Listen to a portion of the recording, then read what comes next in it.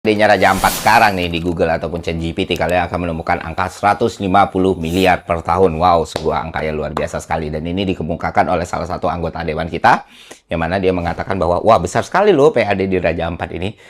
Dan dia juga menolak aktivitas pertambangan yang ada di situ. Yang mana itu satu visi, satu tujuan, dan satu misi dengan gua. Gue juga menolak aktivitas pertambangan di situ.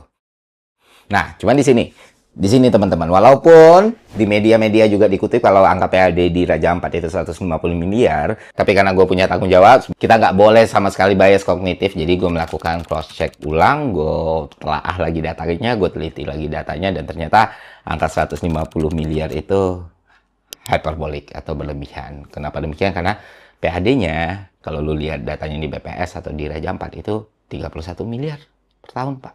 Tahun 2024 kemarin. Wah, kecil dong, Pak. Oh iya, kalau lu bandingin dengan 150 miliar PAD ya kecil. Tapi ini bukan angka yang kecil, Pak, untuk sebuah PAD.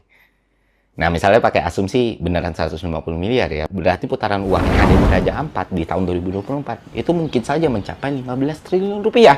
Karena ada yang namanya capture rate. Jadi capture rate itu ngitung nih antara PAD sama putaran uang dan ekonomi di suatu daerah. Dan untuk daerah seperti Raja Ampat, apalagi kita ngomongin pariwisata, capture rate-nya itu relatif rendah banget, teman-teman. Ya paling di angka 1% sampai 3%. Artinya apa? Artinya bisa jadi uang yang berputar di situ bisa 15 triliun, 10 triliun, atau bahkan 5 triliun. Itu dengan asumsi bahwa PAD-nya 150 miliar. Nah, kalau 31 miliar berarti lebih kecil. Iya, lebih kecil. Dengan rumus yang sama, kita kaliin tuh ya. Asumsi 1%, 2%, 3%, kita masih mendapati angka 3 triliun, 2 triliun, dan 1 triliun. Yang mana itu uang yang sangat besar sekali. Dan kalau kita kumulatifkan dalam 50 tahun, dari tahun ini 2025 sampai 2074, maka kita akan memperoleh nilai total sebesar 446 triliun rupiah. Dan itu semua di luar sirkular ekonomi yang berputar di masyarakat. Artinya apa? Artinya angka ini besar sekali, kebermanfaatannya besar sekali, dan ini semua didapat tanpa harus merusak laut dan lingkungan. Pemirsa, keindahan gugus pulau di Raja Ampat, Papua Barat Daya kini diambang kerusakan lingkungan.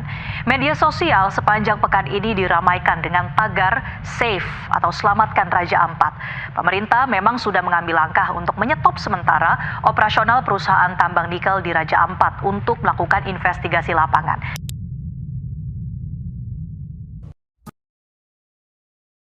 Angka 446 triliun itu nggak datang dari langit atau mengawang-awang atau mengada-ngada ya. Itu berdasarkan angka itu gue dapat dari model matematika dan model ekonomi dengan pendekatan yang moderat atau realistis.